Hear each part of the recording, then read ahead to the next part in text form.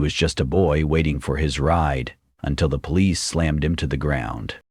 Micah Avery was 15, unarmed, soft-spoken, but to Officer Brent Holloway he was a threat. To the school security guard, he was out of place. To the system, he was invisible.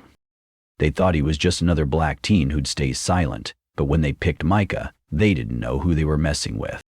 They didn't know his grandmother was Ruth Avery, a retired librarian, a church elder, and a woman who knew how to fight quietly but fiercely.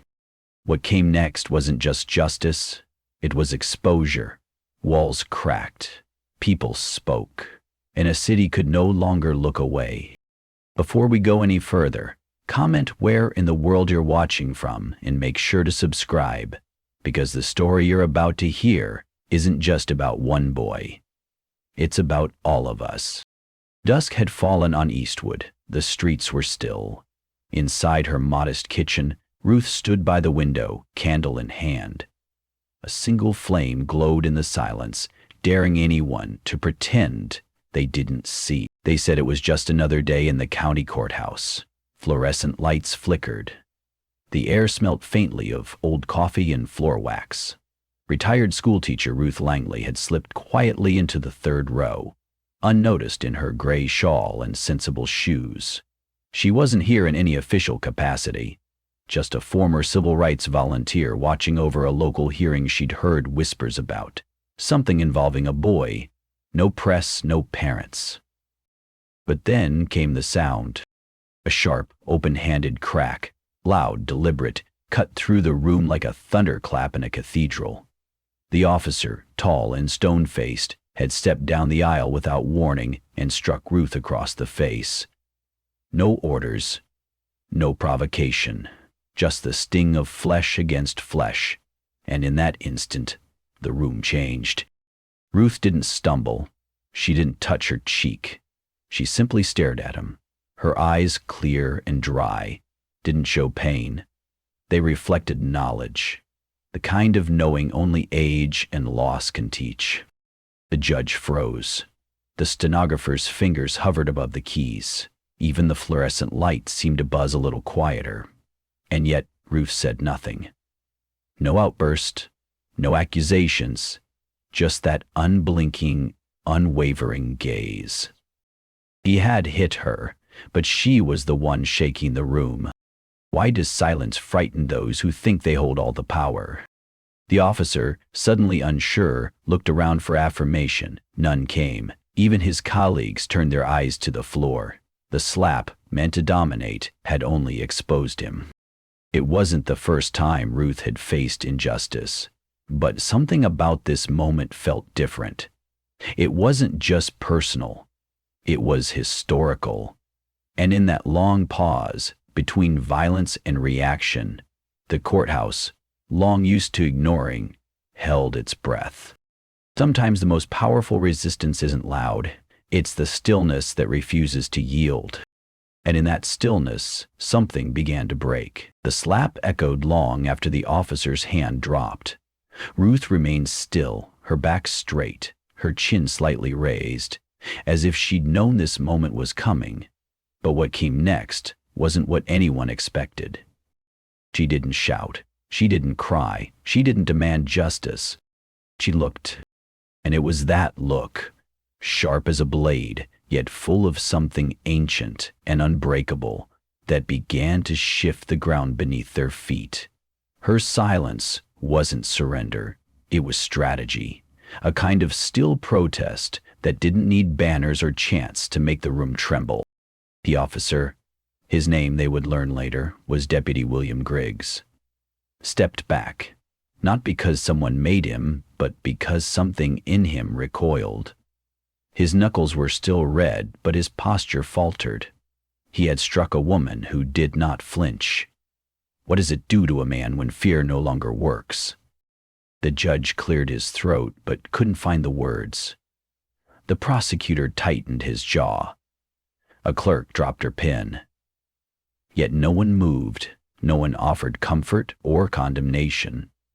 Because something in the air, thick with history, told them this was not just about Ruth. This was about everyone who had been told to shrink, to wait, to behave. And Ruth, quiet, elderly Ruth, had chosen not to disappear. She turned, slowly, and walked to the back of the room. Not a dramatic exit. Not a retreat. Just a steady, deliberate walk. The kind that said, "You will not define me." Have you ever seen someone win a battle without raising their voice? Outside the courtroom, the wind picked up. Newspapers fluttered. A young intern who had watched from the corner leaned against the wall, trembling. Not from fear, but awakening. Sometimes a single act of restraint can shatter decades of practiced silence. And Ruth, without saying a word, had just begun a reckoning. The morning after the slap, Ruth Langley sat alone at her kitchen table, a black coffee cooling beside a yellowed envelope. It had been slipped under her door in the night. No return address, only a single word scrawled on the front in shaky handwriting. Look. Inside were 3 sheets of paper. Arrest logs, handwritten notes, and a printout of a juvenile intake form with the name Micah Avery. Age: 15, no legal guardian present. Charges vague. Timeline conflicting. Ruth's fingers traced the paper like it was a letter from a ghost. The boy. She remembered him now, slumped behind that thick glass in the courtroom, eyes dull, lips split. He hadn't spoken once. No lawyer, no parent, just a name almost lost in ink. Ruth began making calls. Old contacts, a retired clerk, a paralegal friend. Names she hadn't said aloud in years. Every trail came back dirty. Files altered, camera logs missing. One whispered back, "There's a pattern, Ruth. Look deeper. It's not just that one boy." Not just one. Her pulse quickened as she reread the intake form. It wasn't incompetence, it was choreography. Every misstep lined up too neatly. No legal counsel, a glitch in the surveillance, the same officer's name on multiple questionable detentions. Griggs. What if justice wasn't broken by accident, but designed to break certain people? She sat back, her spine pressing into the chair's wood. Her living room clock ticked like a warning, but there was no going back. She knew the smell of cover-ups. She'd lived through eras that swore change had come, only to find it rebranded and buried deeper. And now, a boy named Micah might disappear beneath another polished report. Have you ever felt the weight of someone else's silence sitting in your own chest? She folded the papers carefully, her hands steady now. This wasn't just about her dignity anymore. This was about the names they'd tried to erase before anyone even learned to remember them. Justice had left the courtroom, and Ruth was about to follow its trail. The file was incomplete. That's what Ruth noticed first. Micah Avery's intake report. Thin, vague, sloppily redacted. But she had seen enough in her lifetime to know when a system was pretending not to see. And what the system tried to bury, Ruth was determined to unearth. She visited the courthouse archive the next morning, walking slowly, her cane tapping the tile like a metronome. The young clerk behind the desk looked up, startled to see her. "I'm looking for juvenile court records," Ruth said plainly. "Those are sealed." "I know," she replied, voice quiet but firm, "but someone needs to see them." A few phone calls later, some invoking names long retired, some invoking favors never repaid, Ruth sat at a dusty table with a box marked internal-in processed. Inside were files that hadn't been filed, reports with missing timestamps, surveillance footage with no audio, a stack of papers all linked by one thing, the name Griggs. As she sifted through them, one note chilled her. Priority detainment list, uncooperative youth. Micah's name was on it, so were 8 others. And every child was black. Everyone from the same neighborhoods now undergoing redevelopment. Was this about crime prevention or population removal? Ruth leaned back, hands trembling slightly. Her cane lay across her lap like a gavel that hadn't struck yet. For a moment, the enormity pressed in. Too big, too cold, too deliberate. But then she thought of Micah, silent, bruised, forgotten. If she didn't speak, who would? And if you ever realized you were the only person left who could carry the truth forward? Ruth gathered the papers, not like evidence, but like names being returned to the world. They had tried to erase these children from the system. Now Ruth would etch them into the story. And stories, once told, don't vanish so easily. The first meeting wasn't public. It wasn't even official. Ruth unlocked the back door of a retired community center. Room 19, long disused, dust settling on old folding chairs. She placed a thermos of weak coffee on a card table and waited. One by one they arrived. Not reporters, not lawyers, but names from the list. Micah came with his mother, quiet and withdrawn. Troy, now 19, had walked in stiff-legged, the ghost of his teenage detention still in his jaw. A girl named Kendra sat near the window, arms crossed tight, eyes wary like a deer in a new clearing. Ruth didn't offer speeches. She offered paper. "Write what you remember," she said, "even if it's messy." At first, no one moved. Then slowly pins began to scratch. Words trickled onto pages, like truths resurfacing after too long underwater. A boy named Isaiah looked up after 10 minutes. "They called me dangerous," he said, "for raising my voice in class." Ruth nodded. "What do you think they were really afraid of?" Silence. Then a sniff. Then Kendra whispered, "That we might not forget." And that was the truth, wasn't it? They were never afraid of outbursts. They were afraid of memory. Have you ever looked into someone's eyes and seen your own story, reflected back through pain you never spoke aloud? The room stayed quiet after that, but it wasn't hollow anymore. It was full of something growing, something old and honest. They didn't call it a support group. Ruth never said movement, but by the time they left, each carried a copy of their story, handwritten, stained with coffee, unpolished, real. Before locking up, Ruth stood in the doorway a moment longer, hand resting on the light switch. "They erased your files," she murmured to the empty room, "but they didn't erase you."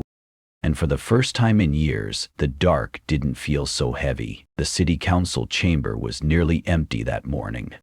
Just a few aides, a bored security guard, and Ruth. Seated on the second row, a weathered binder on her lap and her cane by her side. She wasn't invited, she just came. A minor policy session was scheduled, nothing to do with justice or youth detention. But Ruth had brought something different. As the clerk read mundane updates, she stood. "Madam, you can't speak here." "I won't be long," Ruth said, turning to face the room, not the dais. "I came to read a name." She opened her binder, one page hand-copied. Micah Avery, 15 years old. Held without lawyer. Labeled resistant. Injured. Forgotten. Then another page. Kendra Moss, age 11. Removed from school. No parent notified. File marked non-disruptive intervention. Gasps. Shuffling of papers. The sound of attention shifting. Ruth closed the binder. These names were supposed to stay buried in systems no one questions, but I believe silence is no longer safety. Do you? Her voice didn't rise. It didn't need to. Have you ever been in a room where truth walked in and everyone suddenly remembered how to sit up straight? Someone called for a recess. A councilman whispered to another. One aide left quickly with a phone in her ear. But Ruth just sat back down. She had done what she came to do. Before leaving, she dropped a copy of the binder at the clerk's desk. "Add this to the record," she said. The woman looked at it like it was radioactive, but she didn't say no. Outside, the sky was overcast, but Ruth tilted her face up, letting the light touch her cheeks. Not justice, yet, but visibility. And that's where justice always begins. 3 days after Ruth's statement, a video surfaced online. It wasn't flashy, no editing, no music, just a boy in a white shirt seated at a school desk.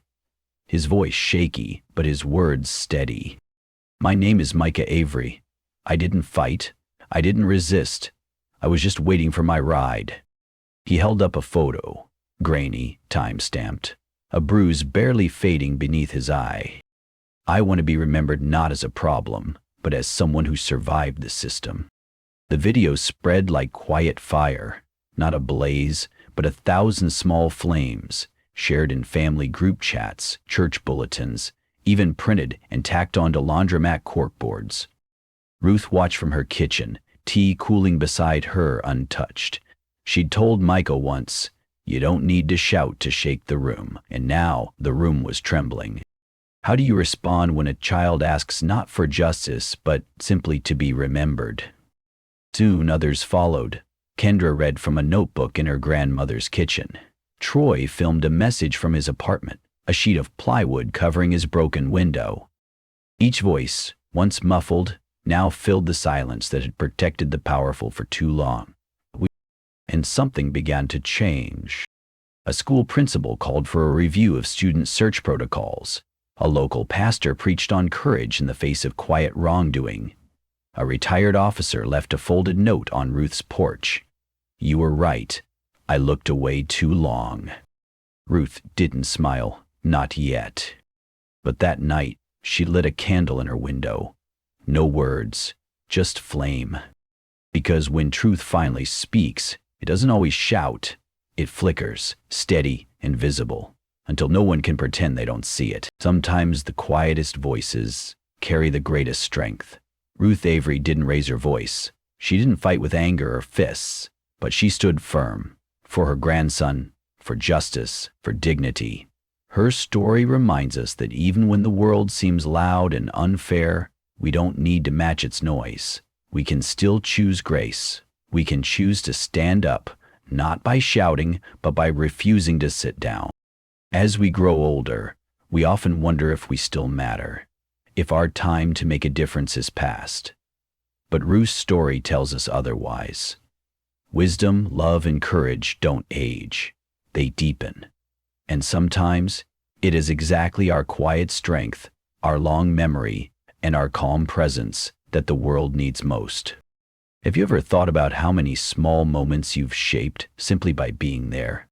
Let this story be a gentle reminder. Your voice still matters. Your steady presence still holds power. And even now, you can be someone's reason to hope.